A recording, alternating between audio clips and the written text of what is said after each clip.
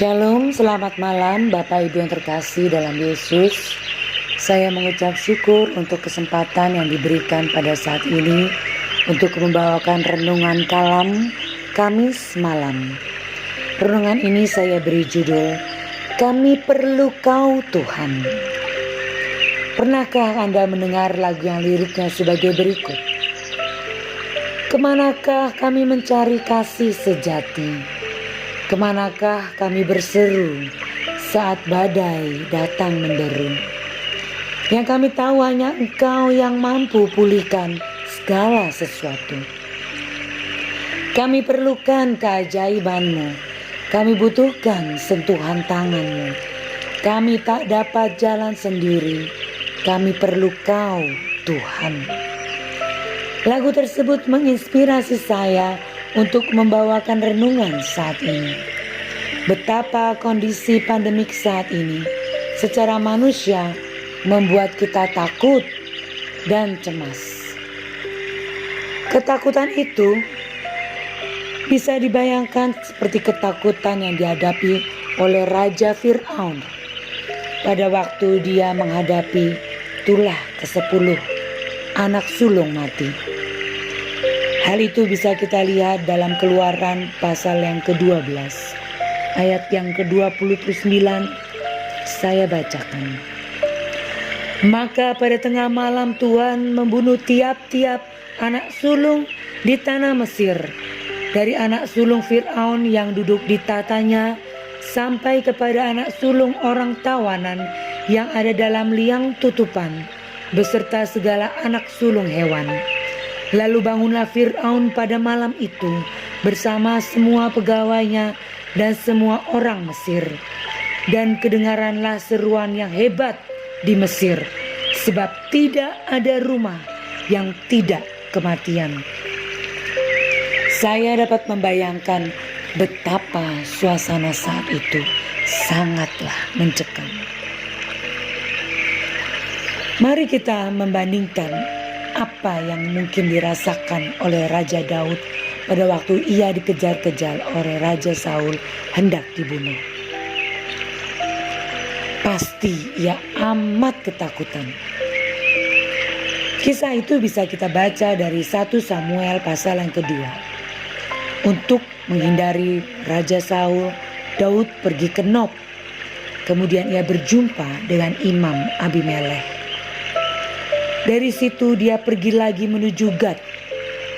Namun karena takut dikenal oleh Raja kota Gad bahwa ia adalah seorang raja, ia bertingkah pura-pura menjadi orang yang tidak waras. Dalam 1 Samuel 21 ayat 12-13 dituliskan bahwa ia menggores-gores pintu gerbang dan membiarkan ludahnya meleleh ke janggutnya. Dari situ ia pergi lagi menuju Gua Adulam. Lalu dia pergi lagi ke Mispa di Moab. Semua itu jaraknya sangatlah tidak dekat. Kemudian ia pergi ke hutan Keret. Hingga terdengarlah oleh Raja Saul posisi Daud. Maka dibunuhlah para imam di Nob oleh Raja Saul. Di antaranya adalah Imam Abimelekh beserta keluarganya. Tetapi Abiatar, salah satu anak Imam Abimelekh, luput dan lari menuju tempat persembunyian Daud. Mari kita membuka Mazmur 52 ayat yang ke-10 sampai yang ke-11. Di perikop ini diberi judul, Dari Daud pada waktu ia pura-pura tidak waras.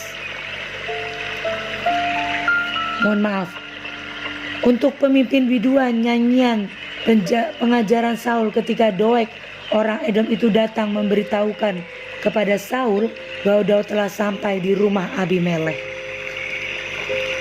Pada kisah yang tadi kita lihat di kitab Samuel, apa yang dilakukan Daud pada saat dia ketakutan, terjepit, tertekan. Maka dia menyampaikan hal seperti ini. Ayat yang ke-10 diantaranya.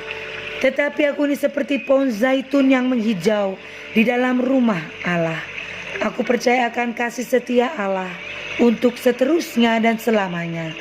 Aku hendak bersyukur kepadamu selama-lamanya, sebab engkaulah yang bertindak Karena namamu baik, aku hendak memasyurkannya di depan orang-orang yang kau kasihi. Jadi Daud dalam keadaan itu dia tetap mengungkapkan puji-pujiannya. Demikian juga di Mazmur pasal yang ke-34, pada waktu ia pura-pura tidak waras di depan Abimelek. Apa yang dia ungkapkan? Ayat yang kedua, aku hendak memuji Tuhan pada segala waktu. Puji-pujian kepadanya tetap di dalam mulutku. Karena Tuhan jiwaku bermegah. Biarlah orang-orang yang rendah hati mendengarnya dan bersuka cita. Hingga ayat yang ke-23 dikatakan, Tuhan membebaskan jiwa hamba-hambanya, dan semua orang yang berlindung padanya tidak akan menanggung hukuman. Dari sini kita melihat bahwa ketika Daud dalam keadaan yang demikian, ia tetap meyakinkan dirinya akan iman percayanya pada Allah dan tetap bersyukur. Mari kita merefleksikan dalam kehidupan kita. Dalam kehidupan yang semakin berat di dunia ini, khususnya di masa pandemi. Mari kita tetap berlari pada Tuhan, Sang Pelindung, Pemelihara, sumber kekuatan kita. Jika secara komunal kita tidak bisa beribadah, mari kita mencari Tuhan secara pribadi. Seperti yang dikatakan Yesus dalam Lukas 11 ayat yang ke-9. Oleh karena itu aku berkata kepadamu, mintalah maka akan diberikan kepadamu.